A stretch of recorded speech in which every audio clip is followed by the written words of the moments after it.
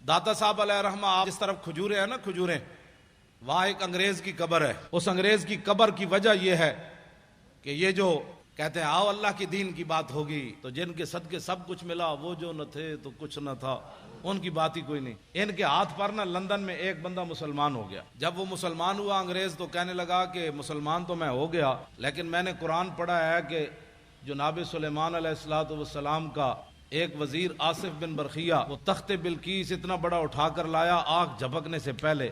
یہ بتاؤ ایک بندے کے اندر وہ پاور کہاں سے آئی؟ اب یہ تو نبی کی پاور نہیں مانتے، آصف بن برخیہ کی پاور کس نے ماننی ہے؟ انہوں نے اگر مگر کی اور کہنے لگا کہ اگر مگر نہ کرو میں نے جواب دو ادھر. تو انگریز کہنے لگا بات یہ ہے کہ میں مسلمان تو ہو گیا لیکن اب میں کافر نہیں ہوتا دوبارہ، لیکن میرا یہ قرض ہے اسلام پر، مجھے اس کا جواب چاہیے. اب وہ بیچارے وہ لوٹے بسترے اٹھائے پھرتا رہا دین کی خدمت کے لیے. پھر لاہور آیا، پھر لاہور کبھی یہ کدھر لے جائیں کبھی کدھر لے جائیں، یہ بارڈر دیکھو، یہ فلاں دیکھو، یہ فلاں دیکھو. اس نے کہا میں نے مینار پاکستان نہ وکھاؤ، میں نے دسو آصف بن برخیہ کیویں لے آیا تھا.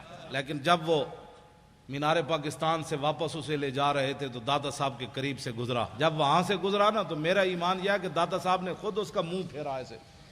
وہاں سے جب گزرا تو کہنے لگا یہ کون ہے؟ انہوں نے کہا یہاں شرک ہوتا ہے. یہاں کوئی تعجب کی بات ہے جب حضور کے سامنے یہ بکواس کرتے ہیں شرک ہوتا ہے، تو داتا صاحب کے سامنے ان کا بکواس کرنا کوئی محال تو نہیں نا. وہ انگریز کہنے لگا مجھے تو یہاں سے خوشبو آ رہی ہے، تم کہتے ہو شرک ہوتا ہے. اس نے کہا گاڑی روکو میں نے اندر جانا ہے. اب انہوں نے گاڑی مجبوراً روکنی تھی اس لیے کہ وہ ایک کو لے کر پوری دنیا پھر رہے تھے. یہ انگریز ہم نے مسلمان کیا، تو جس بابے 90 لاکھ مسلمان کیتا ہوتا تھا احسان ہی کوئی نہیں. انگریز جو ہے ساتھ چل پڑے بھائی اس کو بتائیں گے یہاں یہ شرک ہوتا ہے، یہ بدعت ہوتا ہے. جب وہ سیڑھیوں سے چڑھا تو آگے ایک بزرگ کھڑے تھے، انہوں نے معانقہ کیا، گلے لگا کر اس کو ملے اور اس کو بٹھا لیا. اور بٹھانے کے بعد اس سے پوچھا کس چیز کی طلب ہے تمہیں، کیا چاہتے ہو؟